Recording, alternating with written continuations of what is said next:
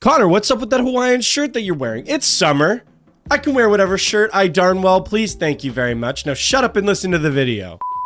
Gacha games are not usually known for their storytelling, often referred to as boring, derivative, uninspired, basic. There are not usually a lot of flattering terms given to gacha games, with maybe a few small exceptions. I think the vocal part of the community often brushes this aside as not important enough, thinking it has no real bearing on the success of a gacha game. I mean, like, come on. They're gacha games. Gacha games are just glorified slot machines where people with money can feel better than everyone else because they can whale on an account and buy power and completely outpace everyone else who's been working hard daily just to get ahead. You know, kind of like real life. Like, the story has no real bearing on the game, right? Actually, this is where I would like to disagree. I think previously gacha games could get by, but I think since 2020, this has begun to change drastically with the advent of Genshin Impact, a game that is notorious for its player base's parasocial connection to the characters and the world found within it. I think the average player has started to expect more out of their gacha games, and not simply just as a resource simulator where they can watch the big damage number get even bigger by swiping their credit card. With more and more gacha games coming into the market, I think the story and world building of a game is where the future of many of these games lies. An emotional attachment to the characters and world found within it will be the deciding factor for these players, and I'm going to show you why that is. Now, just as a disclaimer to get ahead of the comments, of course, gameplay matters. I'm not going to repeat this sentence over and over again throughout this video, but no, everything else that we're going to talk about is under the assumption that the game itself has a solid core gameplay loop. Gameplay is king, but when you have two competing games with solid gameplay, what's going to be the tiebreaker? An emotional attachment. Gacha games are a really unique genre because it's not a traditional genre built around a certain kind of gameplay, but a kind of monetization model. This often leads to various kinds of gacha games getting released in terms of overall playstyle, from 8-bit side scrollers to 3D open worlds like Genshin, or a third-person shooter and marriage simulator like Snowbreak Containment Zone. What a weird string of words that I never thought would ever come out of my mouth, but yet here we are. And the third factor that separates them is the story. Now, what do I mean by story? I'm using story in a more general sense, but I'm referring to three major components. 1, the characters, 2, the world building and lore, and 3, the in-game narrative. And while I think most companies get at least one of these things right, I think they pretty much get the rest of them wrong. Let's go over the importance of each of these parts in the context of gacha games. Characters is pretty self-explanatory, and I think what most developers actually often get right. Tons of money is put into the designing and marketing of the characters for these games because in gacha, characters are often what get people to download it and give the game a try. If you have poorly designed characters, then even if a game looks good and the gameplay looks solid, I can guarantee you that most people will not even download it to give it a shot. Personally, I didn't really vibe with the style of Reverse 1999 or Limbus Company, and while I acknowledge that's a subjective taste in art style, I didn't really want to try Reverse 1999 or go back to Limbus Company after trying it. But after someone is hooked on the look of a game and the design of the characters, what comes next is the environment they exist in and the story surrounding them. That deepens the connection to the characters. Now, some people would say that it's the fan-made adult spicy content that drives the popularity of these characters. I would disagree. I'm sorry, mass-generated AI slop is only going to get you so far in terms of character excitement.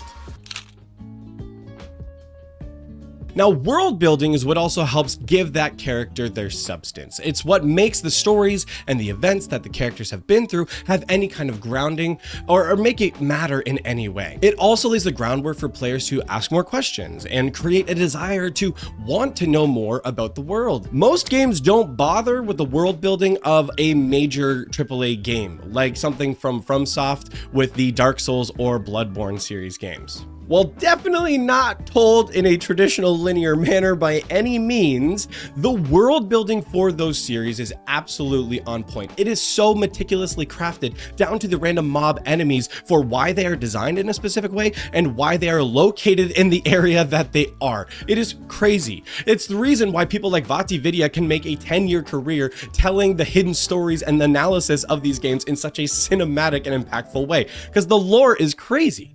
If we could start seeing future titles or even Wuthering Waves pulling out the same kind of world building as a FromSoft game, that would be unreal, and I think actually to some degree potentially industry changing. But a lot of that is the background and writing for the game, so now let's talk about the in-game narrative. Now the in-game narrative is admittedly where most games fail the hardest. Whether it's Genshin Impact, Honkai Star Rail, or otherwise, I think it's really difficult to tell a story on a mobile medium with technical limitations. Do I think this is an excuse for some of the games making the ridiculous amounts of money that they are to have a half-assed story? No, it's absolutely not. I get how historically at least it was tough, but now less so. Like, as much as things have changed for Kuro Games now, I totally understand that they were a smaller company when releasing Punishing Gray Raven, so they opted for a light novel method of storytelling, which saves a lot of time and money. But someone like me has a really hard time with light novels, and personally I'm not much of a light novel guy. But beyond that, even games where it is still voiced, often they still run into similar issues. Excessive yapping or completely unvoiced important world quests. Like, there are some crazy world quests in Wuthering Waves that 100% should be voiced, but they don't take the time to do that. I think most games have really failed in their storytelling in this way, but actually I think there's one game recently that personally kind of nailed it. And that's Zenless Zone Zero. Now, wait. Before you pull out your pitchforks, I'm not gonna say it's the most original or most unique story of all time, but I think the world building for it is really good. And beyond that, in the way at which the story is told is actually kind of awesome. There's a combination of in-game voice dialogue, pre-rendered action-packed sequences, and the awesome comic book style approach that really keep the game fresh. We're just gonna ignore the TV section for now.